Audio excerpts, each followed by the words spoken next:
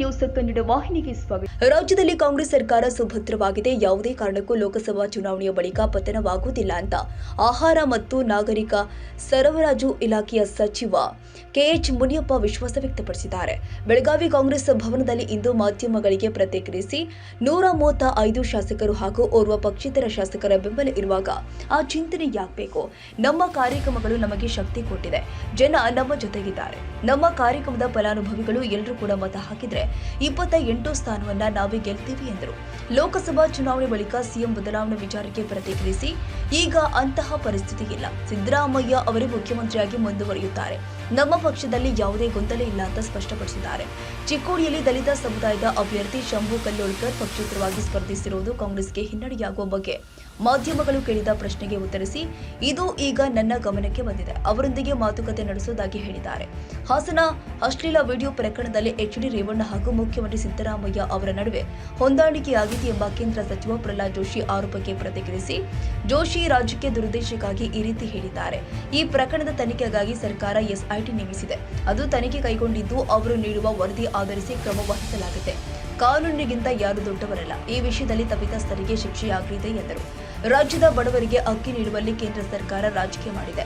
ತಮ್ಮ ಬಳಿ ದಾಸ್ತಾನುವಿರುವ ಅಕ್ಕಿಗೆ ಹಣ ಸಂದಾಯ ಮಾಡ್ತೀವಿ ಎಂದು ಕೂಡ ಕೊಡದೆ ರಾಜ್ಯದ ಜನರಿಗೆ ಮೋಸ ಮಾಡಿದೆ ಎಂದು ಇದೇ ವೇಳೆ ಆರೋಪಿಸಿದ ಮುನಿಯಪ್ಪ, ಕಾಂಗ್ರೆಸ್ ಸರ್ಕಾರ ನುಡಿದಂತೆ ನಡೆದಿದೆ. ಕ್ರಮಬದ್ಧವಾಗಿ ಯೋಜನೆಗಳನ್ನು ಜಾರಿಗೊಳಿಸಿದೆ. ಕಲ್ಯಾಣ ಕರ್ನಾಟಕ ಹಾಗೂ ಬೆಳಗಾವಿ ಜಿಲ್ಲೆಯಲ್ಲಿ ಕಾಂಗ್ರೆಸ್ಗೆ ಪೂರಕವಾದ ವಾತಾವರಣವಿದೆ. ಸಂವಿಧಾನ ಪ್ರಜಾಪ್ರಭುತ್ವ ಉಳಿಸುವುದಕ್ಕಾಗಿ ಕಾಂಗ್ರೆಸ್ಗೆ ಮತ ನೀಡುವಂತೆ ಕೇಳಿಕೊಂಡಿದ್ದಾರೆ. ಸಕ್ಕರೆ ಕಾರ್ಖಾನೆಯಲ್ಲಿ ಕಬ್ಬಿನ ತೂಕದಲ್ಲಿ ವ್ಯತ್ಯಾಸವಾಗಿ ರೈತರಿಗೆ ಅನ್ಯಾಯವಾಗ್ತಾ ಇದೆ ಎನ್ನುವ ಅಂಶ ನನ್ನ ಗಮನಕ್ಕೆ ಬಂದಿದೆ. ರಾಜ್ಯದಲ್ಲಿ ಸುಮಾರು 78 ಸಕ್ಕರೆ ಕಾರ್ಖಾನೆಗಳು ಇವೆ. ಇದೇ ಮೊದಲ ಬಾರಿಗೆ ಕಬ್ಬಿನ ಕಾರ್ಖಾನೆಗೆ ಹೋಗಿ ಮೌಲ್ಯಮಾಪನ ಸಿಬ್ಬಂದಿಗಳು ತಪಾಸಣೆ ಮಾಡಬೇಕು ಅಂತ ಸೂಚನೆ ಕೊಟ್ಟಿದೆ. 1 ಕೆಜಿ ಸಹ ರೈತರಿಗೆ ಮೋಸವಾಗದಂತೆ ಸರ್ಕಾರ ಕ್ರಮ ಕೈಗೊಳ್ಳುತ್ತೆ ಅಂತ ಸಚಿವ ಮುನಿಯಪ್ಪ ಹೇಳಿದ್ದಾರೆ. ಈ ದಿನ ಅಖಿಲ ಭಾರತ ಕಾಂಗ್ರೆಸ್ ಪಾರ್ಟಿ ಬೆಳಗಾವಿ ಜಿಲ್ಲೆಯ 2 ಕ್ಷೇತ್ರಗಳಲ್ಲಿ ಬೆಳಗಾವಿ ಮತ್ತು ಚಿಕ್ಕೋಡಿಯಲ್ಲಿ ಯುವಕರಿಗೆ ಅವಕಾಶ ಮಾಡಿಕೊಟ್ಟಿದೆ. ಅದಕ್ಕೋಸ್ಕರವಾಗಿ ಪಕ್ಷದ ಅಧ್ಯಕ್ಷರಂತ ಮಲ್ಲಿಕಾರ್ಜುನ ಖರ್ಗೆ, ಸೋನಿಯಾ ಗಾಂಧಿ, ರಾಹುಲ್ ಗಾಂಧಿಯವರಿಗೆ ನಾನು ಹೃದಯಪೂರ್ವಕವಾಗಿ ಧನ್ಯವಾದಗಳನ್ನು ತಿಳಿಸ್ತೇನೆ. ಭಾರತ ಇವತ್ತು ಜಗತ್ತಿನಲ್ಲಿ ಅತಿ ಯುವಕರಿರುವಂಥ ದೇಶ, ಜಗತ್ತಿನಲ್ಲಿ ಭಾರತ ದೇಶ. ಮುಂದಿನ ಅಭಿವೃದ್ಧಿ ಆಗಬೇಕಾದ್ರೆ ಮಹಾತ್ಮ ಗಾಂಧೀಜಿಯವರು ಹೇಳಿದಾಗೆ ಇಂದಿನ ಯುವಕರು ನಾಳೆ ಪ್ರಜೆಗಳು ಈ ರಾಷ್ಟ್ರವನ್ನು ಕಟ್ಟುವರು ಅಂತ ಹೇಳಿದ್ದಾರೆ. ಅದರಂತೆ ಈ ದಿನ ಯುವಕರಿಗೆ ಪ್ರಾತಿನಿಧ್ಯ ಕೊಟ್ಟಿದ್ದಾರೆ. ನಮ್ಮ ಎಲ್ಲ ಗ್ಯಾರಂಟಿ ವಿಷಯಗಳನ್ನು ಕೂಡ ನಿಮಗೆ ಗೊತ್ತಿದೆ. ಶಕ್ತಿ ಯೋಜನೆ ಆಗಲಿ, ಜ್ಯೋತಿ, ಗೃಹಜ್ಯೋತಿ, ಗೃಹಲಕ್ಷ್ಮಿ, ಅನ್ನಭಾಗ್ಯ ಮತ್ತು ಯುವನಿಧಿ ಇವೆಲ್ಲವೂ ಕೂಡ ಸಂಪೂರ್ಣವಾಗಿ ಜಾರಿ ಮಾಡಿ ಕಾರ್ಯಕ್ರಮ ಯಶಸ್ವಿಯಾಗಿ ನಡೀತಾ ಇದೆ. ಸುಮಾರು ಅನ್ನಭಾಗ್ಯದ ಒಂದರಲ್ಲಿ 1,28,00,000 ಕುಟುಂಬಗಳಿಗೆ ಅವಕಾಶ ಮಾಡಿಕೊಟ್ಟಿದ್ದೇವೆ. ಸುಮಾರು 4,50,00,000 ಜನರಿಗೆ ಒಂದಲ್ಲ ಒಂದು ರೀತಿಯಲ್ಲಿ ಈ ರಾಜ್ಯದಲ್ಲಿ ಫಲಾನುಭವಿಯಾಗಿ ಅವರಿಗೆ ಅನುಕೂಲ ಆಗಿದೆ. 7 ಕೋಟಿ ಜನಸಂಖ್ಯೆಯಲ್ಲಿ 4.25 ಕೋಟಿಗಿಂತ ಮಿಗಿಲಾಗಿ ಅವಕಾಶ ಮಾಡೋದು ಇಡೀ ಭಾರತ ದೇಶದಲ್ಲಿ ಮೊಟ್ಟ ಮೊದಲನೇ ರಾಜ್ಯ ಮತ್ತು ಕಾಂಗ್ರೆಸ್ಸಿನ ಸರ್ಕಾರ, ಸನ್ಮಾನ್ಯ ಸಿದ್ದರಾಮಯ್ಯನವರು, DK ಶಿವಕುಮಾರ್. ಇದು ನಾವು ನುಡಿದಂತೆ ನಡೆದಿದ್ದೀವಿ. ಪ್ರಣಾಳಿಕೆಯಲ್ಲಿ ಎಲ್ಲ ಕಾರ್ಯಕ್ರಮಗಳನ್ನು ಕೊಡ್ತೀವಿ ಅಂತ ಹೇಳಿದ್ದೀವಿ. 100 ದಿನಗಳ ಒಳಗಡೆ 4 ಕಾರ್ಯಕ್ರಮಗಳನ್ನು ಯಶಸ್ವಿಯಾಗಿ ಜಾರಿ ಮಾಡಿದ್ವಿ. ತದನಂತರ ಯುವ ನಿಧಿಯನ್ನು ಕೂಡ ಅಕ್ಕಿ ಕೊಡಬೇಕಂತ ಬಹಳ ಪ್ರಯತ್ನ ಮಾಡಿದೆ. ಛತ್ತೀಸ್ಗಢ, ಆಂಧ್ರ ಪ್ರದೇಶ, ತೆಲಂಗಾಣ, ಹರಿಯಾಣ, ಪಂಜಾಬ್ ಕೂಡ ಪ್ರಯತ್ನ ಮಾಡಿದೆ. ಅಕ್ಕಿ ಸಿಗದೆ ಹೋಯಿತು. ಫುಡ್ ಕಾರ್ಪೊರೇಷನ್ ಆಫ್ ಇಂಡಿಯಾನಲ್ಲಿ ಭಾರತ ಸರ್ಕಾರದ ಅದರ ಕೆಳಗಡೆ ಕೆಲಸ ಮಾಡುವಂಥ ಒಂದು ದೊಡ್ಡ ಸಂಸ್ಥೆಯಲ್ಲಿ ಅಕ್ಕಿ ಇದೆ. ಅಕ್ಕಿ ಕೊಡಬೇಕು ಅಂತ ಕೇಳಿದಾಗ ಅಧಿಕಾರಿಗಳು ಇದೆ, ನಾವು ಸ್ಟಾಕ್ ಇದೆ, ಕೊಡ್ತೀವಿ ಅಂತ. 3ನೇ ದಿನಕ್ಕೆ ಮತ್ತೆ ಅಕ್ಕಿ ಕೊಡೋಕ್ಕಾಗಲ್ಲ ಅಂತೇಳಿ ಕಾರಣ ಇಷ್ಟೇ. ಭಾರತೀಯ ಜನತಾ ಪಾರ್ಟಿ ಮತ್ತು ಸರ್ಕಾರ, ಕೇಂದ್ರ ಸರ್ಕಾರ ಮಲತಾಯಿ ಧೋರಣೆಯನ್ನು ತೋರಿಸಿ ಬಡವರಿಗೆ ಕೊಡುವಂಥ ಅಕ್ಕಿಯಲ್ಲಿ ರಾಜಕಾರಣ ಮಾಡಿದ್ದಾರೆ. ಬಡವರ ಬಗ್ಗೆ ಸಾಕಷ್ಟು ಮಾತಾಡ್ತಾರೆ. ನಾವು ಪುಕ್ಕಟೆ ಕೇಳಲಿಲ್ಲ. ಫುಡ್ ಕಾರ್ಪೊರೇಷನ್ ಆಫ್ ಇಂಡಿಯಾನಲ್ಲಿ 34 ರೂಪಾಯಿ ಅವತ್ತು ದರ ಇತ್ತು. ಆ ರೇಟ್ನಂತೆ 5 ಕೆಜಿಗೆ 170 ರೂಪಾಯಿ ಆಗ್ತಿತ್ತು. ಪ್ರತಿ ವ್ಯಕ್ತಿಗೂ ಕೂಡ 170 ರೂಪಾಯಿ ಬೆಲೆಯ 5 ಕೆಜಿ ಅಕ್ಕಿಗೆ ಹಣವನ್ನು ನಾವು ಸಂದಾಯ ಮಾಡ್ತೀವಿ. ಅಕ್ಕಿಯನ್ನು ಕೊಡಲಿ ಅಂದರೆ ಕೊಡಲಿಲ್ಲ. ಮತ್ತು ನಾವು ಮಾತು ಕೊಟ್ಟಿದ್ದೀವಿ ಅಂತೇಳಿ ಜುಲೈ 10ನೇ ತಾರೀಕು ನಾವು ಒಂದು ತೀರ್ಮಾನವನ್ನು ಮಾಡಿದ್ವಿ. ಆ ಬೆಲೆ 170 ರೂಪಾಯಿ ಪ್ರತಿ ವ್ಯಕ್ತಿಗೂ ಆಗ್ತದೆ. ಈ 1,28,00,000 ಕುಟುಂಬಗಳಿಗೆ ಕೂಡ ಕೊಡಬೇಕಂತ ತೀರ್ಮಾನ ಮಾಡಿ ಜುಲೈ 10ನೇ ತಾರೀಕು ಎಲ್ಲ ಅವರ ಖಾತೆಗಳಿಗೆ ಬ್ಯಾಂಕ್ ಮುಖಾಂತರ ಹಣವನ್ನು ಸಂದಾಯ ಮಾಡಿದ್ವಿ. ಭಾರತೀಯ ರಾಷ್ಟ್ರೀಯ ಕಾಂಗ್ರೆಸ್ ಪಾರ್ಟಿ ನುಡಿದಂತೆ ನಡೆದಿದೆ. ಯೋಜನೆಗಳನ್ನು ಕ್ರಮಬದ್ಧವಾಗಿ ಜಾರಿ ಮಾಡಿದೆ. ಆದರೆ BJP ಪಾರ್ಟಿಯವರು ಇದರಲ್ಲಿ ರಾಜಕೀಯ ಮಾಡಿದರು. ಇನ್ನೊಂದು ಬಹಳ ಮುಖ್ಯವಾದ ಸುದ್ದಿಯನ್ನು ವಿಷಯವನ್ನು ತಮ್ಮ ಮುಂದೆ ಇಡೋಕ್ಕೆ ಇಷ್ಟಪಡ್ತೀನಿ. ಅಕ್ಕಿ ಸ್ಟಾಕ್ ಜಾಸ್ತಿ ಆಯಿತು. ಅದು 5 ಲಕ್ಷ 10 ಲಕ್ಷ ಮೆಟ್ರಿಕ್ ಟನ್ ಆಯಿತು. ಅನಿವಾರ್ಯ ಮಾರಲೇಬೇಕು. ಯಾವಾಗ ಅಕ್ಕಿ ಕರ್ನಾಟಕಕ್ಕೆ ಕೊಡಲ್ಲ ಅಂತ ಹೇಳಿದವರು ಮತ್ತೆ ಬಜಾರಿಗೆ ಬಂದು ಪ್ರಯತ್ನ ಮಾಡಿದರು. 1,000 ಮೆಟ್ರಿಕ್ ಟನ್ನು 30-29 ಕೊಟ್ಟರು, ವ್ಯಾಪಾರ ಆಗಲಿಲ್ಲ. ಕಡೆಗೆ ಏನು ಮಾಡಿದರು, 19 ರೂಪಾಯಿಗೆ ಬಜಾರ್ನಲ್ಲಿ ಬಿಟ್ಟರು. 29 ಅಲ್ಲ 19. ಹೇಗೆ ಅದಂದರೆ ಅವರು ಪ್ರಕ್ಯೂರ್ಮೆಂಟ್ ಮಾಡಿದ್ದು, ಶೇಖರಣೆ ಮಾಡಿದ್ದು 39-40 ರೂಪಾಯಿಗೆ. ಅವರು ಮಾರಾಟ ಮಾಡಿದ್ದು 19 ರೂಪಾಯಿಗೆ. ಆ ಮಾರಾಟ ಮಾಡಿ ಬ್ಯಾಗ್ ಮಾಡಿ ಮಾರುವವನಿಗೆ 10 ರೂಪಾಯಿ, ಅಂದರೆ 29 ರೂಪಾಯಿಗೆ ಮಾರ್ಕೆಟ್ನಲ್ಲಿ ಅಕ್ಕಿ ಸಿಕ್ಕೋ ಥರ ಮಾಡಿದರು. ಆದರೆ ಕೇಂದ್ರ ಸರ್ಕಾರದ ಬೊಕ್ಕಸಕ್ಕೆ 10 ಲಕ್ಷ ಮೆಟ್ರಿಕ್ ಟನ್ ಅದರ ಬೆಲೆಯನ್ನು ಅರ್ಧಕ್ಕೆ ಕೊಟ್ಟು 19 ರೂಪಾಯಿ ಕೊಟ್ಟು 20ರಿಂದ 21 ರೂಪಾಯಿ ಪ್ರತಿ ಕೆಜಿಗೂ ಲಾಸ್ ಮಾಡಿ ಕೋಟ್ಯಾಂತರ ರೂಪಾಯಿ ಈ ರಾಷ್ಟ್ರದಲ್ಲಿ ಕೇಂದ್ರ ಬೊಕ್ಕಸಕ್ಕೆ ಲಾಸ್ ಮಾಡಿದ್ದಾರೆ BJPಯವರು ಅನ್ನೋದನ್ನು ತಮಗೆ ಮನವರಿಕೆ ಮಾಡೋಕ್ಕೆ ಇಷ್ಟಪಡ್ತೀನಿ. ಯಾಕಂದರೆ ನಾನು ಆ ವಿಷಯವನ್ನು ಸವಿಸ್ತಾರವಾಗಿ ವಿಚಾರ ಮಾಡಿದೆ. ಮಾನ್ಯ ಮಂತ್ರಿಗಳಾದಂಥ PS ಗೋಯಲ್ ಅವರು ಫುಡ್ಗೆ ಸಂಬಂಧಪಟ್ಟ ಮಂತ್ರಿಗಳನ್ನ 2-3 ಸಾರಿ ಭೇಟಿಯಾದೆ. ಅವರು ಅನಿವಾರ್ಯವನ್ನು ಹೇಳಿದರು, ಅಕ್ಕಿ ಇದ್ರೂ ಕೊಡಲಿಲ್ಲ. ರಾಜಕೀಯವಾಗಿ ಅವರ ಒಂದು ತೀರ್ಮಾನ ತೆಗೆದುಕೊಂಡು ಇದರಿಂದ ರಾಷ್ಟ್ರದ ಬೊಕ್ಕಸಕ್ಕೆ ಲಾಸ್ ಆಗಿದ್ದಲ್ಲದೆ ನಮ್ಮಂಥವ್ರು ತಮಿಳುನಾಡು, ಕರ್ನಾಟಕ, ಈ ಕಡೆ ಕೇರಳ ಕೂಡ ಕೊಂಡ್ಕೊಳ್ಳೋಕ್ಕೆ ತಯಾರಿದ್ವಿ. ಅವಶ್ಯಕತೆ ಇತ್ತು. ಅಕ್ಕಿ ನಮಗೆ ಬೇಕಾಗಿತ್ತು. ಹಣ ಕೊಡೋ ಬದಲು ಅಕ್ಕಿನೇ ಕೊಡಬೇಕು ಅಂತ ಸನ್ಮಾನ್ಯ ಸಿದ್ದರಾಮಯ್ಯರು ಘೋಷಣೆ ಮಾಡಿದ್ರು, ನಾನು 10 ಕೆಜಿ ಅಕ್ಕಿ ಕೊಡ್ತೀನಿ ಅಂತ. ಅದರಂತೆ ನಾವು ಕೊಡೋಕ್ಕೆ ತಯಾರಿದ್ರು ಕೂಡ BJP ಸರ್ಕಾರ ಅಕ್ಕಿ ಇದ್ದು ಕೊಡದೆ ಸಂಪೂರ್ಣವಾಗಿ ರಾಜಕೀಯ ಮಾಡಿದೆ. ಇದರಲ್ಲಿ ವಿಷಯವನ್ನು ನಮ್ಮ ಗಮನಕ್ಕೆ ತರಲಿಕ್ಕೆ ಇಷ್ಟಪಡ್ತೀವಿ. ಈ ಕಾರ್ಯಕ್ರಮಗಳೆಲ್ಲ ಕೊಟ್ಟ ಮೇಲೆ ಅಖಿಲ ಭಾರತ ಕಾಂಗ್ರೆಸ್ ಪಾರ್ಟಿ ಒಂದು ದೊಡ್ಡ ಪ್ರಣಾಳಿಕೆಯನ್ನು ಹೊರಡಿಸಿ, ಆ ಪ್ರಣಾಳಿಕೆಯಲ್ಲಿ ಬಹಳ ಮುಖ್ಯವಾದಂಥ ವಿಷಯಗಳು ರೈತರ ಸಾಲ ಮನ್ನಾ ಮತ್ತು ಸ್ವಾಮಿನಾಥನ್ ಆಯೋಗ ಏನು ಕಮಿಟಿ ರಿಪೋರ್ಟ್ ಕೊಟ್ಟಿದೆ, ಸಮಯಕ್ಕೆ ಗೊಬ್ಬರಗಳಿಗೆ ಬೆಲೆಯನ್ನು ಹಿಡಿತದಲ್ಲಿರಬೇಕು, ಕೀಟನಾಶಕಗಳ ಬೆಲೆಯನ್ನು ಹಿಡಿತದಲ್ಲಿರಬೇಕು. ಅವೆಲ್ಲಕ್ಕಿಂತ ಮುಖ್ಯವಾಗಿ ಮಿನಿಮಮ್ ಸಪೋರ್ಟ್ ಪ್ರೈಸನ್ನು ನಾವು ಕಾಲಕ್ಕೆ ರೈತನಿಗೆ ತೊಂದರೆ ಆಗದೆ ಕೊಡ್ತೀವಿ ಅನ್ನೋ ಮಾತನ್ನು ಹೇಳಿದ್ದೇವೆ. ಅದರ ಪ್ರಕಾರ ಇವತ್ತು ನಾವು ಕೂಡ ಕೇಂದ್ರ ಸರ್ಕಾರಕ್ಕೆ ಅನುಮತಿ ಪಡೆದು ರಾಗಿಗೆ 3,846 ರೂಪಾಯಿ 1 ಕೆಜಿಗೆ, ಅದೇ ರೀತಿ 1 ಕ್ವಿಂಟಾಲ್ಗೆ, 1 ಕ್ವಿಂಟಾಲ್ ಜೋಳಕ್ಕೆ 3,200 ರೂಪಾಯಿ ಕೊಟ್ಟು ಇವತ್ತು ಮಾರ್ಕೆಟ್ನಲ್ಲಿ ಜೋಳದ ಬೆಲೆ ಕುಸಿತವಾಗಿರೋದ್ರಿಂದ ಇವತ್ತು ಲಕ್ಷಾಂತರ ಟನ್ನು ನಾವು ತೆಗೆದುಕೊಳ್ಳಿ ಅಂತ ಬರ್ತಾಯಿದ್ದೀವಿ. ಈಗಾಗಲೇ 3 ಲಕ್ಷ ಟನ್ಗೆ ನಾವು ಎಲ್ಲ ಒದಗಿಸಿದ್ದೀವಿ. ಈಗ ಗೋಣಿಚೀಲ ಎಲ್ಲ ವ್ಯವಸ್ಥೆ ಮಾಡಿದ್ದೀವಿ. ಇನ್ನೂ 2 ಲಕ್ಷ ಬೇಕು ಅಂತ ಕೇಳಿದ್ದಾರೆ. 2 ಲಕ್ಷ ಕೇಂದ್ರ ಸರ್ಕಾರದ ಅನುಮತಿ ಪಡೆದು 3,200ಕ್ಕೆ ಉತ್ತರ ಕರ್ನಾಟಕದಲ್ಲಿ ಜೋಳವನ್ನು ಖರೀದಿ ಮಾಡೋ ಏರ್ಪಾಡುಗಳು ಕೂಡ ಮಾಡಿಕೊಂಡಿದ್ದೀವಿ ಅನ್ನೋ ವಿಷಯವನ್ನು ನಿಮ್ಮ ಗಮನಕ್ಕೆ ತರ್ತೀವಿ. ಈ ರೀತಿ ನಾವು ರೈತರ ಪರ ಕಾರ್ಯಕ್ರಮಗಳನ್ನು ಮಾಡ್ತೀವಿ. ಮಹಾಲಕ್ಷ್ಮಿ ಒಂದು ಪ್ರಣಾಳಿಕೆಯಲ್ಲಿ ಅನೌನ್ಸ್ ಮಾಡಿದ್ವಿ. ಯಾರು ಬಡವರಿದ್ದಾರೆ ಎಲ್ಲ ವರ್ಗದ ಬಡವರು, ಅದರಲ್ಲಿ ಕೇವಲ ಪರಿಶಿಷ್ಟ ವರ್ಗ ಬಿಟ್ಟಲ್ಲ, ಎಲ್ಲ ವರ್ಗದ ಬಡವರು ಕೂಡ 1 ಲಕ್ಷ ರೂಪಾಯಿ ಕೊಡಬೇಕು 1 ವರ್ಷಕ್ಕೆ ಅಂತ ತೀರ್ಮಾನ ಮಾಡಿದ್ದೇವೆ. ಮನ್ರೇಗಾನಲ್ಲಿ 400 ರೂಪಾಯಿನ ಕೊಡಬೇಕು, ಯಾರು ಕೂಲಿ ಕಾರ್ಮಿಕರಿದ್ದಾರೆ ಅಂತ ಒಂದು ತೀರ್ಮಾನ ಮಾಡಿದ್ದೀವಿ. 25 ಲಕ್ಷ ರೂಪಾಯಿ ಇನ್ಶೂರೆನ್ಸನ್ನು ಕೊಡಬೇಕು ಅಂತ ತೀರ್ಮಾನ ಮಾಡಿದ್ದೀವಿ. ಯುವಕರಿಗೆ ಟ್ರೈನಿಂಗ್ ಕೊಡೋದ್ರ ಜೊತೆಗೆ 1 ಲಕ್ಷ ರೂಪಾಯಿ ಅವರಿಗೆ ಧನ ಸಹಾಯ ಜೊತೆಗೆ ಉತ್ತಮವಾದಂಥ ಒಂದು ಟ್ರೈನಿಂಗನ್ನು ಕೊಟ್ಟು ಅವ್ರಿಗೆ ಕೆಲಸಕ್ಕೆ ಸೇರಿಸುವಂಥ ಏರ್ಪಾಡುಗಳನ್ನು ಕೂಡ ಇವತ್ತು ನಾವು ಮಾಡಿದ್ದೀವಿ. ಈ ಎಲ್ಲ ಕಾರ್ಯಕ್ರಮಗಳು ಕೂಡ ಕ್ರಮಬದ್ಧವಾಗಿ ಜಾರಿಯಾಗಬೇಕಾದ್ರೆ ನಮ್ಮ ಅಭ್ಯರ್ಥಿಗಳನ್ನು ಇಲ್ಲಿ ಗೆಲ್ಲಿಸಿಕೊಡ್ಬೇಕು.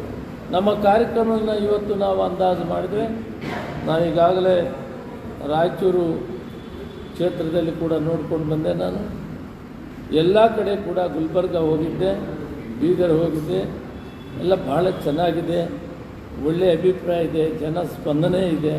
ಯಾಕಂದರೆ ನಾವು ಈ ಗ್ಯಾರಂಟಿಗಳನ್ನು ಕೊಟ್ಟಿದ್ದೀವಿ, ಬಡವರ ಕಷ್ಟವನ್ನು ನೀಗಿಸಿದ್ದೀವಿ, ಅವರ ಕಷ್ಟಕ್ಕೆ ಆಗಿದ್ದೀವಿ. ಅದನ್ನು ನೋಡಿದಾಗ ನಾವೆಲ್ಲ ಕಡೆ ಕೂಡ ಒಳ್ಳೆಯ ವಾತಾವರಣ ಇದೆ, ಎಲ್ಲ ಅಭ್ಯರ್ಥಿಗಳು ಕೂಡ ಗೆಲ್ಲುವಂಥ ವಾತಾವರಣ. ಇಲ್ಲಿ ಕೂಡ ಇವತ್ತು ಬೆಳಗಾವಿ ಮತ್ತು ನಮ್ಮ ಚಿಕ್ಕೋಡಿ ಕ್ಷೇತ್ರಗಳಲ್ಲಿ ಕೂಡ ನಮ್ಮ ಯುವಕ ಯುವತಿಯರು ನಿಂತಿದ್ದಾರೆ. ಅವರು ಕೂಡ ಇವತ್ತು ಗೆಲ್ಲುವಂಥ ವಾತಾವರಣ ಇದೆ, ಒಳ್ಳೆಯ ಕೆಲಸವನ್ನು ಮಾಡಿದ್ದಾರೆ. ಲಕ್ಷ್ಮೀ ಹೆಬ್ಬಾಳ್ಕರ್ ಕೂಡ ಸಚಿವರಾಗಿ ಒಳ್ಳೆಯ ಕೆಲಸವನ್ನು ಮಾಡಿದ್ದಾರೆ. ಗೃಹಲಕ್ಷ್ಮಿ ಕಾರ್ಯಕ್ರಮವನ್ನು ಮಾಡಬೇಕಾದ್ರೆ ಭಾಳಷ್ಟು ಶ್ರಮ ತೆಗೆದುಕೊಂಡು ನಮ್ಮ ಜೊತೆಯಲ್ಲಿ ಕೆಲಸ ಮಾಡಿ ಇವತ್ತು ಮನೆ ಮನೆಗೆ ಮುಟ್ಟಿಸುವಂಥ ಕೆಲಸ ಮಾಡಿದ್ದಾರೆ. ಸತೀಶ್ ಜಾರಕಿಹೊಳಿ ಅವರಾಗಲಿ, ಈ ಭಾಗದೆಲ್ಲ ಶಾಸಕರಾಗಲಿ ಒಳ್ಳೆಯ ಕೆಲಸ ಮಾಡಿದ್ದಾರೆ. ಆದ್ದರಿಂದ ಈ ಭಾಗದಲ್ಲಿ ಕೂಡ ಸತೀಶ್ ಜಾರಕಿಹೊಳಿ ಕಡಿಮೆ ಓಟಲ್ಲಿ ಅಂಥ ಒಂದು ಪರಿಸ್ಥಿತಿಯಲ್ಲಿ ಕೂಡ ಅವರು ಕೇವಲ 1 ವರ್ಷ 3,000 ಓಟಲ್ಲಿ ಪರಾಜಿತರಾಗಿ ಆ ಚುನಾವಣೆಯಲ್ಲಿ ನಾವೆಲ್ಲ ಭಾಗವಹಿಸಿ ಇವತ್ತು ಎರಡೂ ಕೂಡ ಆಶೀರ್ವಾದ ಮಾಡಬೇಕು ಅಂತ ಈ ಬೆಳಗಾವಿ 2 ಲೋಕಸಭಾ ಕ್ಷೇತ್ರದ ಮತದಾರರಲ್ಲಿ ಮನವಿ ಮಾಡ್ತೀನಿ, ತಮ್ಮಲ್ಲಿ ಕೂಡ ಮನವಿ ಮಾಡ್ತೀನಿ. ಒಂದಲ್ಲ ಒಂದು ರೀತಿಯಲ್ಲಿ ಎಲ್ಲರಿಗೂ ಸಹಾಯ ಆಗಿದೆ. ಈ ದೇಶದಲ್ಲಿ ಪ್ರಜಾಪ್ರಭುತ್ವ ಉಳಿಸಲಿಕ್ಕಾಗಿ, ಜಾತ್ಯತೀತ ವ್ಯವಸ್ಥೆಯನ್ನು ಉಳಿಸಲಿಕ್ಕಾಗಿ, ಸಂವಿಧಾನವ ರಕ್ಷಣೆ ಮಾಡಲಿಕ್ಕಾಗಿ ಕಾಂಗ್ರೆಸ್ ಪಕ್ಷ ಜೊತೆಗೆ ಜನರಿಗೆ ಸ್ಪಂದನೆ ಮಾಡಿ, ಜನರ ಕಷ್ಟಗಳಲ್ಲಿ ಯಾವ ರೀತಿ ಕರ್ನಾಟಕದಲ್ಲಿ ಕಾಂಗ್ರೆಸ್ ಪಕ್ಷ ಜನಕ್ಕೆ ಸ್ಪಂದನೆ ಮಾಡಿ ಕೆಲಸ ಮಾಡಿದೆಯೋ ಅದೇ ರೀತಿ ರಾಷ್ಟ್ರ ಮಟ್ಟದಲ್ಲಿ ಕಾಂಗ್ರೆಸ್ ಪಕ್ಷ ನೇತೃತ್ವದಲ್ಲಿ ಇಂಡಿಯಾ ಒಕ್ಕೂಟ ಅಧಿಕಾರಕ್ಕೆ ಬರ್ತದೆ. ಅದರ ಮುಖಾಂತರ ಈ ಎಲ್ಲ ಕಾರ್ಯಕ್ರಮಗಳನ್ನು ಸಾಮಾನ್ಯ ಜನರಿಗೆ, ವಿಶೇಷವಾಗಿ ರೈತರಿಗೆ ಮತ್ತು ಬಡವರಿಗೆ, ಎಲ್ಲ ವರ್ಗದ ಬಡವರು ಕೂಡ ಅವಕಾಶ ಆಗಬೇಕು ಅಂತ ಇಂತಹ ಪ್ರಣಾಳಿಕೆಯನ್ನು ಕೊಟ್ಟಿದ್ದೇವೆ. ಆದ್ದರಿಂದ ಮತಬಾಂಧವರಲ್ಲಿ ವಿಶೇಷವಾಗಿ ರಾಜ್ಯದ ಮತ್ತು ವಿಶೇಷವಾಗಿ ಬೆಳಗಾವಿನ 2 ಕ್ಷೇತ್ರದ ಮತದಾರರಲ್ಲಿ ಕೂಡ ನಾನು ಮನವಿ ಮಾಡ್ತೀನಿ, ಕಾಂಗ್ರೆಸ್ ಪಕ್ಷಕ್ಕೆ ಹಸ್ತದ ಗುರುತಿಗೆ ನಮ್ಮ ಯುವಕ ಯುವತಿಯರು ನಿಂತಿದ್ದಾರೆ, ಅವರಿಗೆ ತಮ್ಮ ಆಶೀರ್ವಾದ ಇರಲಿ ಅಂತ ಹೇಳಲಿಕ್ಕೆ ಇಲ್ಲಿ ಬಂದಿದ್ದೀನಿ. ನನ್ನ ಜೊತೆಯಲ್ಲಿ ಸಾಕಷ್ಟು ಜನ ಇಲ್ಲಿದ್ದಾರೆ, ಕೆಲವರೆಲ್ಲ ಚುನಾವಣೆ ಕಾರ್ಯಕ್ರಮದಲ್ಲಿದ್ದಾರೆ, ಅವರು ಅಲ್ಲೇ ಕೆಲಸ ಮಾಡಿರಿ. ನಾನು ಮಾಧ್ಯಮದ ಜೊತೆಯಲ್ಲಿ ಸಂಪರ್ಕ ಮಾಡಿ ಅವ್ರಿಗೂ ಮನವಿ ಮಾಡಿ ಹೋಗ್ತೀನಿ, ಆಶೀರ್ವಾದ ಮಾಡಿ ಅಂತ ಹೇಳಿದ್ದೀನಿ. ನಿಮಗೂ ಕೂಡ ಮನವಿ ಇದೆ, ತಾವೆಲ್ಲ ಕೂಡ ಆಶೀರ್ವಾದ ಮಾಡಬೇಕು, ವ್ಯವಸ್ಥೆಯಲ್ಲಿ ಬದಲಾವಣೆ ತರಬೇಕು, ಸಾಮಾನ್ಯ ಜನರಿಗೆ ನ್ಯಾಯ ಸಿಕ್ಕುವಂಥದ್ದಾಗಬೇಕು. ನಮಗೆಲ್ಲ ಗೊತ್ತಿದೆ BJPಯಲ್ಲಿ ಯಾವ ರೀತಿ ರೈತರಿಗಾಗಲಿ ಸಾಲ ಮನ್ನಾಡೋದ್ರಲ್ಲಿ ಉದಾಹರಣೆ ನಿಮಗೆ ಪಂಜಾಬ್ನ ಹರಿಯಾಣದ ರೈತರು ಎಷ್ಟು ಹೋರಾಟ ಮಾಡಿದ್ರು, ಅವರಿಗೆ ನ್ಯಾಯ ಸಿಗಲಿಲ್ಲ. 100 ಜನ ರಸ್ತೆಯಲ್ಲಿ ನಿಂತು ಪ್ರಾಣವನ್ನು ಕಳ್ಕೊಂಡ್ರು, ಆದರೂ ಕೂಡ ಅವರನ್ನು ವಿಚಾರ ಮಾಡಲಿಲ್ಲ. ಆದರೆ ಇಂಥ ಒಂದು ಯೋಜನೆ ಬಂದರೆ ಅವರೆಲ್ಲರಿಗೂ ಕೂಡ ನ್ಯಾಯ ಸಿಗ್ತದೆ. ಬೆಳೆದಂಥವನಿಗೆ ಉತ್ಪಾದನೆ ಈ ರಾಷ್ಟ್ರದಲ್ಲಿ ಸುಮಾರು 75 ಜನ ರೈತರು, ರೈತ ಕಾರ್ಮಿಕರಿದ್ದಾರೆ. ಅವರೆಲ್ಲ ಚೆನ್ನಾಗಿರಬೇಕಾದ್ರೆ ಇಂಥ ಒಂದು ಮಿನಿಮಮ್ ಸಪೋರ್ಟ್ ಪ್ರೈಸ್ ಕಾರ್ಯಕ್ರಮ ಇರಬೇಕು, ಅವರ ಸಾಲ ಪೂರ ಮನ್ನಾ ಆಗಬೇಕು, ಅವರು ನೆಮ್ಮದಿಯಾಗಿದ್ದರೆ ದೇಶ ನೆಮ್ಮದಿಯಾಗಿರ್ತದೆ. ಅಂಥೋದಕ್ಕೆ ನಾವು ಪ್ರಯತ್ನ ಮಾಡಿದ್ದೀವಿ ಮತ್ತು ಪ್ರಯಾರಿಟಿ ಕೊಟ್ಟಿದ್ದೀವಿ. ಅದಕ್ಕೆ ತಾವೆಲ್ಲ ಕೂಡ ನಮಗೆ ಆಶೀರ್ವಾದ ಮಾಡಬೇಕಂತ ತಮ್ಮಲ್ಲಿ ಕೂಡ ಮನವಿ ಮಾಡ್ತೇನೆ. ಈಗ ಮಂಡ್ಯಪ್ಪನವರೇ, ಚಿಕ್ಕೋಡಿ ಲೋಕಸಭಾ ಕ್ಷೇತ್ರದಲ್ಲಿ ದಲಿತ ಸಮುದಾಯದ ಒಬ್ಬ ಅಭ್ಯರ್ಥಿ ಶಂಭು ಕೊಲ್ಲೋಳ್ಕರನವರು ಅಲ್ಲಿ ಕಾಂಗ್ರೆಸ್ಸಿನ ವಿರುದ್ಧ ಅನ್ಬೇಕು ಅಥವಾ ಬಂಡಾಯ ಅನ್ಬೇಕು ನಿಂತಿದ್ದಾರೆ. ಈಗ ಅದು ಕಾಂಗ್ರೆಸ್ ಪಕ್ಷಕ್ಕೆ ಅದು ಮಾರಕ ಆಗ್ತದೆ ಅನ್ನುವಂಥ ಆತಂಕ ನಿಮ್ಮ ಕಾರ್ಯಕರ್ತರಲ್ಲಿ ಶುರುವಾಗಿದೆ. ಅದ್ರ ಬಗ್ಗೆ ಅವರನ್ನು ಏನಾದರೂ ನೀವು ಸಂಪರ್ಕ ಮಾಡಿ ಅವರು ಮನವೊಲಿಸುವಂಥ ಪ್ರಯತ್ನ ಏನಾದರೂ ಮಾಡ್ತೀರಾ ಅಥವಾ ಮಾಡಿದ್ದೀರಾ? ಇಲ್ಲ, ಈಗ ಗಮನಕ್ಕೆ ಬರ್ತಾ ಇದೆ. ಈಗ ತಾನೇ ನಾನು ಬಂದಿದ್ದೆ, ನಾನು ಆ ಕಡೆ ಗುಲ್ಬರ್ಗ ಇದರಲ್ಲಿದ್ದೆ. ಸಮಯ ಬಿದ್ದರೆ ನಾನು ಮಾತಾಡ್ತೀನಿ. ಒಳ್ಳೆಯ ಸಲಹೆ ಕೊಟ್ಟಿದ್ದೀರಿ, ಪ್ರಯತ್ನ ಮಾಡಿ. ಸಾಮಾಜಿಕ ನ್ಯಾಯದ ಪರವಾಗಿ ಕಾಂಗ್ರೆಸ್ ಪಕ್ಷ ಯಾವತ್ತಾದರೂ ಮಾತಾಡ್ಕೊಂಡು, ಆದರೆ ಕಾರ್ಯಕರ್ತರಿಗೆ ಅಧಿಕಾರ ಹಂಚಿಕೆ ಈಗಾಗಲೇ ಚುನಾವಣೆಯೊಳಗೆ ಸಮುದಾಯಗಳನ್ನು ಬೆಳೆಸ್ಕೊಳ್ತದೆ. ಅಧಿಕಾರ ಹಂಚುವ ಸಮಯ ಬಂದಾಗ ಕಾಂಗ್ರೆಸ್ ಪಕ್ಷ ಹಿಂಸರಿತಾ ಇದೆ. ನೀವು ಒಂದು ನಿಗಮ ಮಂಡಳಿ ಕೊಡ್ತಾ ಇಲ್ಲ ಕಾರ್ಯಕರ್ತರಿಗೆ, ಹಿಂದುಳಿದ ಮುಖಂಡರುಗಳಿಗೆ ಒಂದು ಇದನ್ನು ಸಿಗ್ತಾ ಇಲ್ಲ. ನೀವು ನೋಡಿದರೆ ಕುಟುಂಬಕ್ಕೆ ಮಾತ್ರ ಟಿಕೆಟನ್ನು ಕೊಡಲು ಬೇಡಿಸೋ ಮೊದಲು ಹೋರಾಡಿದ್ವಿ. ಆದರೆ ಕಾರ್ಯಕರ್ತರಿಗೆ ಮತ್ತು ಸಾಮಾಜಿಕ ನ್ಯಾಯದ ಪರವಾಗಿ ತಾವು ಯಾವತ್ತೂ ಧ್ವನಿ ಎತ್ತಿದ್ದು ನಾವು ನೋಡ್ತೀವಿ. ಕಾಂಗ್ರೆಸ್ ಪಕ್ಷ ಯಾವಾಗೂ ಕೂಡ ಕಾರ್ಯಕರ್ತರ ಪರವಾಗಿರ್ತದೆ. ವಿಶೇಷವಾಗಿ ಎಲ್ಲ ವರ್ಗದ ಜನರಿಗೆ ಕೂಡ ಸಾಮಾಜಿಕ ಬದ್ಧತೆ ನ್ಯಾಯ ಕೊಡೋದು ಕಾಂಗ್ರೆಸ್ ಪಾರ್ಟಿ ಬಿಟ್ಟರೆ ಬೇರೆ ಯಾವುದು ಕೊಡೋಕ್ಕಾಗಲ್ಲ. ಇನ್ನೂ ಪೂರ್ತಿ ಪ್ರಮಾಣದಲ್ಲಿ ಆಗಿಲ್ಲ. ಇನ್ನೂ ಕೆಲವು ನಿಗಮಗಳು ಮಂಡಳಿಯಲ್ಲಿ ಆಗೋದಿದೆ. ಅದರಲ್ಲಿ ಕೂಡ ಚರ್ಚೆ ಮಾಡಿದ್ದೀವಿ. ಯಾವ್ಯಾವ ಸಮುದಾಯಗಳಿಗೆ ಇನ್ನೂ ಅವಕಾಶ ಆಗಿಲ್ಲ, ಅದಕ್ಕೆ ಅವಕಾಶ ಮಾಡಿಕೊಡ್ತೀವಿ. ನಾವು ಈಗಾಗಲೇ ಅದ್ರ ಬಗ್ಗೆ ಚರ್ಚೆ ಮಾಡ್ತೀವಿ. ಸರಿಗ ಈಗ ಪ್ರಜ್ವಲ್ ರೇವಣ್ಣ ಕೇಸ್ನಲ್ಲಿ ಈಗ ಪ್ರಹ್ಲಾದ್ ಜೋಶಿ ಅವರು ಒಂದು ಮಾತು ಹೇಳಿದ್ದಾರೆ, ಆರೋಪ ಮಾಡಿದ್ದಾರೆ. ಏನಪ್ಪ ಅಂತಂದರೆ ಸಿದ್ದರಾಮಯ್ಯನವ್ರಿಗೂ ಮತ್ತು ಕುಮಾರಸ್ವಾಮಿ ಅವ್ರ ನಡುವೆ ರೇವಣ್ಣ ಅವ್ರ ನಡುವೆ ಒಳ ಒಪ್ಪಂದ ಆಗಿದೆ ಅಂತ. ಅದು ನಿಜಾನಾ ಸರ್? ಇಲ್ಲ, ಅಂಥದ್ದೇನೂ ಇಲ್ಲ. ರಾಜಕೀಯವಾಗಿ ಅವರು ದುರುದ್ದೇಶದಿಂದ ಪ್ರಹ್ಲಾದ್ ಜೋಶಿ ಅವರು ಹೇಳಿದ್ದಾರೆ. ಅದನ್ನು ನಾನು ತಿರಸ್ಕರಿಸ್ತೀನಿ. ಒಂದು SIT ಕಮಿಷನ್ ಅಪಾಯಿಂಟ್ ಮಾಡಿ ಅದನ್ನು ಎನ್ಕ್ವೈರಿ ಮಾಡೋಕ್ಕೆ ಅವಕಾಶ ಮಾಡಿಕೊಟ್ಟಿದ್ದಾರೆ. ಅದನ್ನು ಆ ಕಮಿಷನ್ ರಿಪೋರ್ಟ್ ಬರುವ ತನಕ ನಾವು ಅದನ್ನು ಹೆಚ್ಚಿಗೆ ಪ್ರಶ್ನೆ ಮಾಡೋದು ಬೇಡ. ಆದರೆ ಇದೊಂದು ವಿಚಾರ ಇವತ್ತು ಇಷ್ಟೊಂದು ಪ್ರಚಾರದಲ್ಲಿರುವುದರಿಂದ ಯಾವುದೇ ವ್ಯಕ್ತಿ ಆಗಲಿ, ಎಂಥ ದೊಡ್ಡವರೇ ಆಗಲಿ, ಏನೇ ಆಗಲಿ, ಕಾನೂನಿಗಿನ್ನ ದೊಡ್ಡವರಲ್ಲ. ಈ ವಿಷಯದಲ್ಲಿ ಕಾನೂನು ಕ್ರಮ ತೆಗೆದುಕೊಳ್ಬೇಕು ಅಂತ ನಾನು ಕೂಡ ಒತ್ತಾಯ ಮಾಡ್ತೀನಿ. ಆದರೆ ಈ ಕಮಿಷನ್ ಏನು ಇನ್ವೆಸ್ಟಿಗೇಷನ್ ತೀರ್ಮಾನ ಮಾಡ್ತದೆ ಅದಕ್ಕೆ ನಾವು ಬದ್ಧವಾಗಿದ್ದೇವೆ. ಇದೊಂದು ದಾರುಣವಾದಂಥ ಸ್ಥಿತಿ, ಇದಾಗಬಾರ್ದಾಗಿತ್ತು, ಯಾರಿಗೂ ಆಗಬಾರ್ದಾಗಿತ್ತು. ಇಂಥದ್ದು ಆಗಿರೋದನ್ನು ನಾನು ನನ್ನ ಪಕ್ಷದಿಂದ ನನ್ನ ವೈಯಕ್ತಿಕ ಕೂಡ ಖಂಡಿಸ್ತೇನೆ. ಸರ್, ಈ BJPಯವರು ಕಾಂಗ್ರೆಸ್ ಮೇಲೆ ಭಾಳ ಬಲವಾಗಿ ಆಪಾದನೆ ಮಾಡೋದು, ಅಲ್ಪಸಂಖ್ಯಾತರ ಬಗ್ಗೆ ಕಾಂಗ್ರೆಸ್ ತುಷ್ಟೀಕರಣವನ್ನು ಬಹಿರಂಗವಾಗಿ ಮುಂದುವರಿಸ್ತಾ ಇದೆ. ಒಂದು ದೊಡ್ಡ ಆಪಾದನೆ ಏನಿಲ್ಲ. ನೋಡಿ, ಕಾಂಗ್ರೆಸ್ ಪಾರ್ಟಿ ಇವತ್ತೇನು ಅವರನ್ನು ನಾವು ಪ್ರೀತಿಯಿಂದ ನೋಡ್ತೀವಿ ಅಂತಿಲ್ಲ. ಸ್ವತಂತ್ರ ಭಾರತದಲ್ಲಿ ಸ್ವಾತಂತ್ರ್ಯ ಪೂರ್ವದಿಂದ ಹಿಡಿದು ಅವರು ಕೂಡ ಸ್ವಾತಂತ್ರ್ಯ ಹೋರಾಟದಲ್ಲಿ ಭಾಗಿಗಳಾಗಿದ್ದಾರೆ. ಜೈಲುವಾಸ ಮಾಡಿದ್ದಾರೆ, ಪ್ರಾಣ ಬಲಿದಾನವಾಗಿದೆ. ಗಾಂಧೀಜಿಯವರ ಜೊತೆಯಲ್ಲಿ ವಲ್ಲಭಾಯ್ ಪಟೇಲ್, ಸುಭಾಷ್ ಚಂದ್ರ ಬೋಸ್, ಮೌಲಾನಾ ಆಜಾದ್ ಇಂಥ ಮಹಾನ್ ಚೇತನಗಳೆಲ್ಲ ಜೊತೆಯಲ್ಲಿ ಇಡೀ ಜನಸಭೆಗಳು ಹಳ್ಳಿಯಿಂದ ಕೂಡ ಹೋಗಿ ಮಾಡಿದಾಗ ಎಲ್ಲ ವರ್ಗದ ಜನರು ಕೂಡ, ಹಿಂದೂಗಳಾಗ್ಬೋದು, ಮುಸಲ್ಮಾನರಾಗ್ಬೋದು, ಕ್ರೈಸ್ತರಾಗ್ಬೋದು, ಬುದ್ಧರಾಗ್ಬೋದು, ಜೈನರು, ಇವರೆಲ್ಲ ಕೂಡ ಭಾಗವಹಿಸಿದ್ದಾರೆ. ಅವತ್ತು ಅವರೆಲ್ಲ ಭಾರತೀಯರು ಆ ಒಂದು ಮಹಾತ್ಮ ಗಾಂಧಿಯವರ ಒಂದು ಆ ಹೋರಾಟಕ್ಕೆ ಪ್ರೇರಣೆ ಮಾಡಿ ಅವರೆಲ್ಲ ಸೇರಿ ಕೆಲಸ ಮಾಡಿದ್ದಾರೆ. ಅದರಲ್ಲಿ ಭೇದ ಭಾವ ಮಾಡೋಂಗಿಲ್ಲ. ನಾವೆಲ್ಲ ಕೂಡ ಈ ಬಾಬಾ ಸಾಹೇಬ್ ಅಂಬೇಡ್ಕರ್ ಬರೆದಿರೋ ಸಂವಿಧಾನ ಅಡಿಯಲ್ಲಿ ಕೆಲಸ ಮಾಡಬೇಕಾಗಿದೆ. ಕಟ್ಟಕಡೆ ಪ್ರಜೆಗೆ ಅವನು ಯಾವುದೇ ಧರ್ಮ ಆಗಲಿ ವರ್ಗ ಆಗಲಿ ಅವನ್ನ ಸಮವಾಗಿ ನೋಡಿಕೊಳ್ಳುವಂಥದ್ದೇ ಅದು ಮೂಲಭೂತವಾದ ಹಕ್ಕು. ಮತ್ತು ಅದನ್ನು ಜಾರಿ ಮಾಡಿ ಕ್ರಮಬದ್ಧವಾಗಿ ನಡ್ಕೊಬೇಕು. ಪ್ರೀತಿ, ವಾತ್ಸಲ್ಯ, ಭಾತೃತ್ವವನ್ನು ಬೆಳೆಸ್ಕೊಳ್ಬೇಕಂತಂದು ಬಿಟ್ಟರೆ ಕೋಮು ಗಲಭೆ ಮಾಡೋದ್ರಿಂದ, ದೂರ ಸರಿಯೋದ್ರಿಂದ ದೇಶಕ್ಕೆ ಒಳ್ಳೆಯದು. ಚುನಾವಣೆ ಆದಮೇಲೆ ಸಿದ್ದರಾಮಯ್ಯ ಸರ್ಕಾರ ಹೋಗ್ತದೆ, BJP ಸರ್ಕಾರ ಬರ್ತದೆ ಅನ್ನುವಂಥದ್ದು ಈಗಾಗಲೇ BJPಯವರು ಪ್ರಚಾರ ಶುರು ಮಾಡಿಬಿಟ್ಟಿದ್ದಾರೆ. ಇಲ್ಲ, 135 ಜನ ಒಬ್ಬರು ಇಂಡಿಪೆಂಡೆಂಟ್ ಸೇರಿ 130 ವಿರೋಧ. ಆ ಚಿಂತನೆ ಯಾಕೆ ಬೇಕು? ಅವ್ರಿಗೆ ಜನ ಮ್ಯಾಂಡೇಟ್ ಕೊಡಲಿಲ್ಲ. ಅವರು ಆ ಮ್ಯಾಂಡೇಟ್ ಕೊಡೋವ್ರಿಗೆ ಸಮಾಧಾನ ಕಾಯ್ಬೇಕು. ನಮ್ಮ ಕಾರ್ಯಕ್ರಮಗಳು ನಮಗೆ ಶಕ್ತಿ ಕೊಟ್ಟಿವೆ. ಜನ ನಮ್ಮ ಜೊತೆಯಲ್ಲಿದ್ದಾರೆ. ಬಹುತೇಕ ನಾವು ನನ್ನಂತೂ ಈ ಕಾರ್ಯಕ್ರಮಗಳನ್ನ ಉಪಯೋಗಿಸ್ಕೊಂಡಿರೋರು ಈ ಫಲಾನುಭವಿಗಳೆಲ್ಲ ಓಟ್ ಹಾಕಿದ್ರೆ 28 ನಾವೇ ಗೆಲ್ಲಬೇಕು ಅಂತೂ ಒಂದು ಸ್ಥಿತಿಯಲ್ಲಿ ನಾವು ಜನರನ್ನ ಇಟ್ಟಿದ್ದೀವಿ. ಯಾವ ವರ್ಗದ ಜನರು ಕೂಡ ನಾವು ಭಿನ್ನಾಭಿಪ್ರಾಯ ಮಾಡಿಲ್ಲ, ಭೇದ ಭಾವ ಮಾಡಿಲ್ಲ. ಎಲ್ಲ ಬಡವರಿಗೂ ಅವಕಾಶ ಆಗಿದೆ. ಲೋಕಸಭೆ ಚುನಾವಣೆ ಬಳಿಕ ಸಿದ್ದರಾಮಯ್ಯ ಅವರು ಮುಖ್ಯಮಂತ್ರಿ ಸ್ಥಾನ ಕಳೆದುಕೊಳ್ತಾರೆ, DKC ಮುಖ್ಯಮಂತ್ರಿ ಆಗ್ತಾರೆ ಅಂತೇಳಿ ಮಾತು, ಅದಕ್ಕೆ ತಮ್ಮ ಅಭಿಪ್ರಾಯ? ಅಂಥ ಪರಿಸ್ಥಿತಿ ಈಗಿಲ್ಲ. ಆಮೇಲೆ ಬರ್ತದ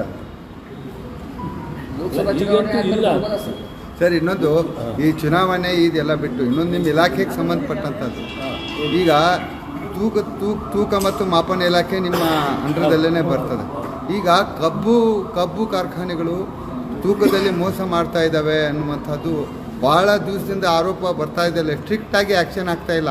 ಲಾಸ್ಟ್ ಟೈಮು BJP ಸರ್ಕಾರ ಇದ್ದಾಗ ದಾಳಿ ಮಾಡಿ ಸ್ಕ್ಯಾನಿಂಗ್ ಮಾಡಿದ್ವಿ, ವರದಿ ಕೊಟ್ವಿ, ಅದು ಏನಾಯಿತು, ಅಲ್ಲಿ ತಪ್ಪು ನಡೆದಿದ್ವಿ ಅನ್ನುವಂಥದ್ದು ಬಹಿರಂಗನೆ ಮಾಡಲಿಲ್ಲ. ಈಗ ತಾವು ಇಲಾಖಾ ಸಚಿವರು ಇದ್ದೀರಿ, ತಾವು ಯಾವ ರೀತಿಯಾಗಿ ಅದನ್ನು ರೈತರಿಗೆ ಅನ್ಯಾಯ ಆಗ್ತಾ ಇದೆ, 78 ಟನ್ಗಟ್ಟಲೆ ಇರ್ಬೋದು ಕಬ್ಬಿನ ಕಾರ್ಖಾನೆ ಅಂದಾಜು. ನಂಬರ್ಸ್ ಕರೆಕ್ಟಾಗಿ ಹೇಳಿದ್ದಾರೆ. ಇದೇ ಸಾರಿ ಮೊಟ್ಟ ಬದಲಿಗೆ ಆ ಸ್ಪಾಟ್ಗೆ ಹೋಗಿ ಪ್ರತಿಯೊಂದು ಕಬ್ಬಿನ ಕಾರ್ಖಾನೆಯಲ್ಲೂ ಕೂಡ ನಮ್ಮ ಮೆಟ್ರಲಾಜಿಕಲ್ ಡಿಪಾರ್ಟ್ಮೆಂಟನ್ನು ಹಾಕಿ ಸರಿಯಾಗಿ ತೂಕವನ್ನು ಮಾಡಬೇಕು, ಅಲ್ಲಿ ಮೌಲ್ಯಮಾಪನ ಮಾಡಬೇಕು ಅಂತ ಹೇಳಿ ಸುಮಾರು ಏನು ಅವರಿಗೆ ಲಾಸ್ ಆಗ್ತಿತ್ತು ಅದನ್ನು ಸ್ವಲ್ಪ ಮಟ್ಟಿಗೆ ತಡೆದಿದ್ವಿ. ಇವಾಗ ಒಂದು ತೀರ್ಮಾನ ಮಾಡಿದ್ವಿ, ಮೊನ್ನೆ ಬಡ್ಜೆಟ್ನಲ್ಲಿ ಅನೌನ್ಸ್ ಮಾಡಿದ್ವಿ. ವೇಬ್ರಿಡ್ಜಸ್ಸು ಸರ್ಕಾರನೇ ಹಾಕ್ತದೆ. ವೇಬ್ರಿಡ್ಜಸ್ಸು ಪ್ರತಿಯೊಂದು ಕಡೆ ಸರ್ಕಾರನೇ ಹಾಕಿ ಸರ್ಕಾರ ತೂಕ ಮಾಡಿ ಶುಗರ್ ಫ್ಯಾಕ್ಟ್ರಿಗೆ ಬಿಡುವಂಥ ಮಾಡ್ಕೊಂಡಿದ್ದೀವಿ. 1 kg ಕೂಡ ರೈತನಿಗೆ ಅನ್ಯಾಯ ಆಗಬಾರ್ದಂತ ಒಂದು ಮಹತ್ತರವಾದ ತೀರ್ಮಾನ ತೆಗೆದುಕೊಂಡಿದ್ವಿ. ಇದನ್ನು ಆದಷ್ಟು ಬೇಗ ಅಳವಡಿಸ್ತೀವಿ. ಅದರ ಮುಖಾಂತರ ಮುಂದಿನ ಏನು ಕಬ್ಬಿನ ಕಾರ್ಖಾನೆ ಕಾರ್ಯಕ್ರಮ ಶುರುವಾಗ್ತದೆ ಅಷ್ಟೊತ್ತಿಗೆ ಕೆಲಸವನ್ನು ನಾವು ಮಾಡ್ತೀವಿ. ರೈತರು 1 kg ಕೂಡ ಅನ್ಯಾಯ ಬಿಡೋದು. ಈ ಪೆಟ್ರೋಲ್ ಬಂಕ್ಗಳಲ್ಲಿ 5 ಲೀಟ್ರಲ್ಲಿ ಭಾಳ ಮೋಸ ಆಗ್ತದೆ ಸರ್ ಮಾಪನದಲ್ಲಿ. ಅದ್ರ ಬಗ್ಗೆ ಒಂದು ಸಾರಿನೂ ಕೂಡ ದಾಳಿನೂ ಆಗಿಲ್ಲ. ವೈಜ್ಞಾನಿಕವಾಗಿ ಬಹಳ ತಾಂತ್ರಿಕವಾಗಿ ಬಹಳ ಬದಲಾವಣೆ ಆಗಿದೆ. 1 ಲೀಟ್ರು, ಅರ್ಧ ಲೀಟ್ರ್ ಅಲ್ಲ, 1 ಮಿಲಿಮೀಟ್ರ್ ಕೂಡ ವೇಸ್ಟ್ ಅದನ್ನು ಮಾಡೋಕ್ಕಾಗಲ್ಲ. ಅಷ್ಟು ಅಳತೆಗಳು ಅಕ್ಯುರೇಟ್ ಆಗಿರ್ತವೆ. ಆದರೂ ಕೂಡ ನೀವು ಹೇಳಿದ್ದೀರಿ, ಪರಿಶೀಲನೆ ಮಾಡಿ. Thank you very much. Thank you. ಸುದ್ದಿಗೋಷ್ಠಿಯಲ್ಲಿ ಚಿತ್ರದುರ್ಗ ಕಾಂಗ್ರೆಸ್ ಅಭ್ಯರ್ಥಿ ಬಿಎಂ ಚಂದ್ರಪ್ಪ, ಮುಖಂಡರು ಆದ ಗಜೋಧರ ನಾಯಕ, ಮಲ್ಲೇಶ ಚೌಗುಲೆ, ಜಯಶ್ರೀ ಮಾಳಿತಿ, ಸಿದ್ದರಾಯಿ ಮೇತ್ರಿ, ಯಲ್ಲಪ್ಪ ಹುಡಲಿ, ಮೋಹನ್ ಹಿರೇಮನಿ ಮತ್ತಿತರರು ಹಾಜರಿದ್ದರು. ತಾಜಾ ಸುದ್ದಿಗಾಗಿ MTV ನ್ಯೂಸ್ 24/7ಗೆ ಸಬ್ಸ್ಕ್ರೈಬ್ ಮಾಡಿ ಮತ್ತು ಬೆಲ್ ಐಕಾನ್ ಅನ್ನು ಒತ್ತಿ. ತಪ್ಪದೇ ಲಿಂಕ್ ಶೇರ್ ಮಾಡಿ.